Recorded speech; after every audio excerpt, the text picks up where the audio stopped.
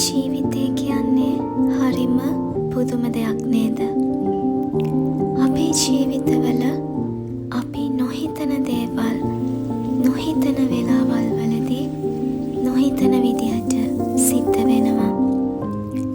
සමහර දේවල් අපි කාලයක් තිස්සේ ආසාවෙන් බලන් හිටපු දේවල්. සමහර දේවල් මේ උනේ ඇත්තක්මද කියලා අපිට විශ්වාස කරන්නවත් අපහසු තරම් ලස්සන දේවල්. සමහර දේවල් අපිට දරා ගන්න අමාරු ගොඩක් ලොකු දුකක් අරන් එන දේවල්.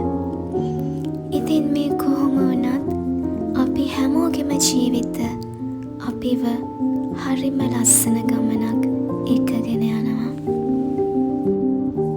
ජීවිතේ සතුට තියෙන්නේ කොහෙද කියලා කවුරු හරි කෙනෙක් මගෙන් ඇහුවොත් මට දෙන්න තියෙන හොඳම උත්තරය තමයි ජීවිතේ සතුට තියෙන්නේ අපි අපේ ජීවිතවලට ස්තුතිවන්ත වෙන එක ඇතුලේ.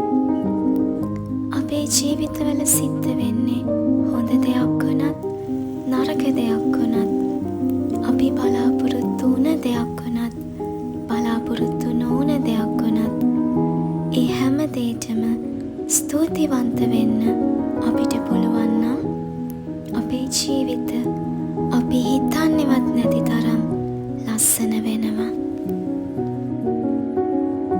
ඒ වගේම තමයි අපි වටා ඉන්න මිනිස්සුන්ට අපිව දරා ගන්න මිනිස්සුන්ට අපි වෙනුවෙන් පුංචිම හරි දෙයක් කරන කෙනෙකුට අපි පුරුදු වෙලා ඉන්නවා නම් හදවතින්ම ස්තුතිවන්ත වෙන්න.